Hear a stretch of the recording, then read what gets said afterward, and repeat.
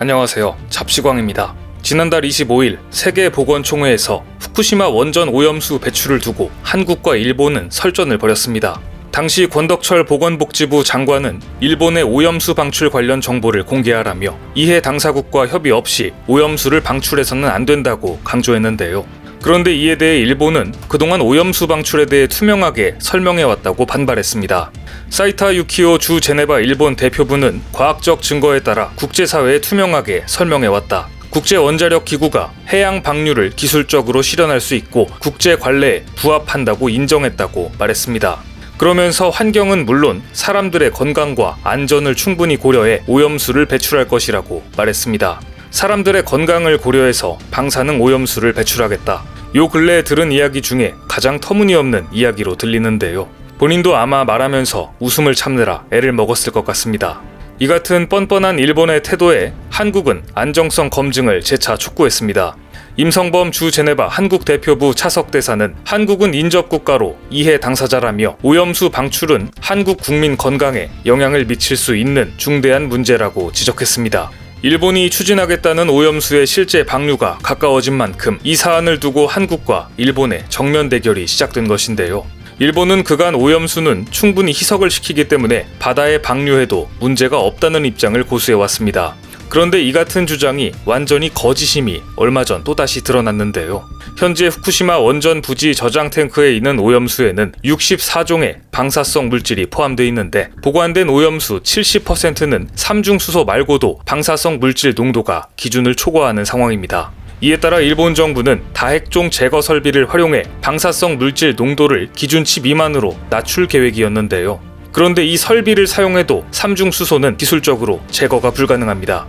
실제로 오염수를 바닷물로 100배 이상 희석해도 일본 정부 기준치의 40분의 1에 해당하는 1톤에 1500베크렐 미만으로 밖에는 삼중수소 농도를 낮출 수 없습니다. 일본 정부는 이 오염수를 해양 방류한다는 것인데요. 이 같은 문제로 일본은 바닷물로 희석하기 전 삼중수소 농도를 측정하고 결과에 따라 희석에 필요한 바닷물 양을 산정하기로 했습니다. 하지만 문제는 측정 결과가 반나절이나 하루 뒤에 나온다는 것입니다. 그런데 마이니치 신문의 보도에 따르면 최근 도쿄전력은 바닷물로 희석한 오염수를 보관할 장소가 없다며 삼중수소 농도 측정 결과를 확인하지 않고 방류할 방침이라고 밝혔는데요. 즉 희석이 제대로 됐는지 확인조차 하지 않고 방류를 한다는 이야기입니다. 일본 정부는 분명 희석시켜서 방류하기 때문에 문제가 없다는 입장이었는데 처음부터 희석이 되었는지 확인할 생각조차 없었다는 이야기인 것이죠. 그런데 여기서 일본 국민들의 고질적인 문제점이 드러납니다. 문제가 될 것이 분명한 상황에서 한일 양국의 국민들의 입장은 전혀 다르게 나타나고 있는 것인데요. 방사성 물질 수치와 농도를 국제 기준 미만으로 낮춰 방출하면 과학적으로 문제가 없다는 일본 정부의 주장에 한국인은 대부분 불신하는 반면 놀랍게도 일본인은 반반이었습니다. 한국일보와 요미우리 신문 공동 여론조사에 따르면 일본 정부 주장에 납득하느냐는 질문에 한국에선 거의 대부분인 94%가 납득할 수 없다고 답한 것으로 나타났습니다. 반면 일본에서는 납득할 수 있다가 47%, 납득할 수 없다가 44%로 두 응답이 비슷했습니다. 납득한다는 사람이 절반 가까이에 달한다는 점에서 상당수가 일본 정부 주장에 동조하고 있다고 해석할 수 있는데요. 상식적으로 무너진 원전에서 흘러나온 물이 이상이 없다는 이야기가 말이 되지 않습니다. 나아가 이상이 있는지 없는지 확인조차 하지 않겠다는 일본 정부의 뻔뻔함이 드러난 상황인데요. 그럼에도 불구하고 아직도 40%가 넘는 일본인들이 터무니없는 주장에 동조하고 있다는 사실이 놀랍습니다.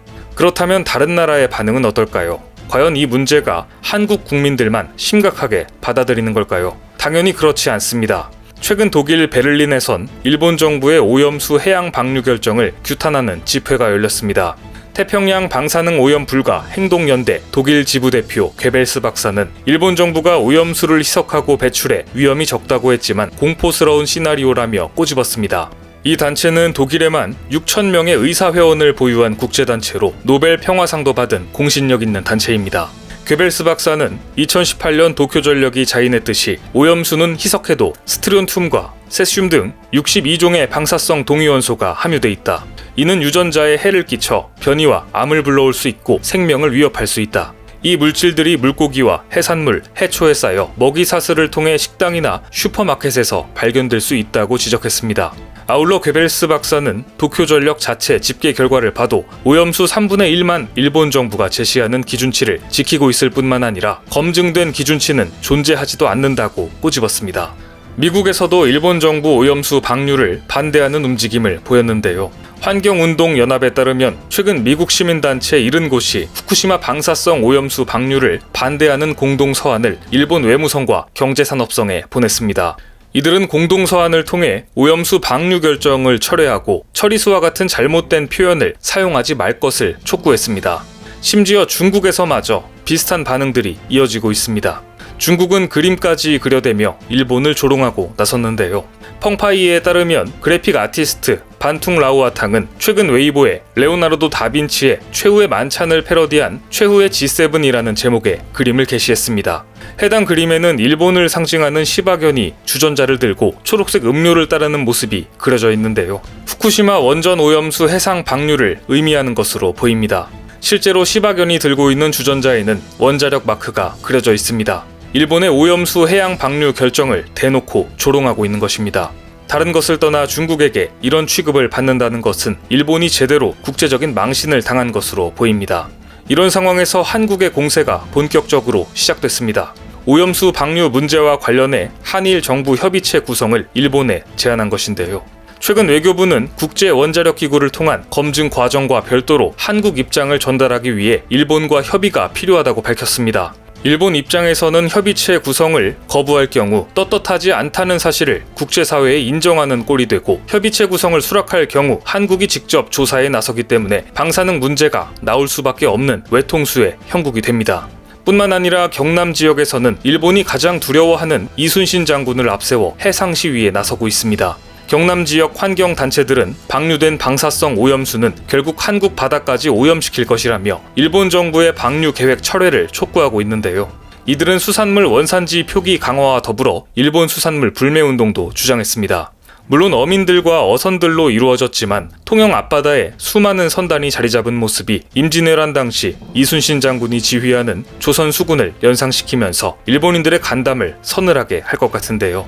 그래서인지 최근 일본은 마침내 물러서는 모습을 보였습니다.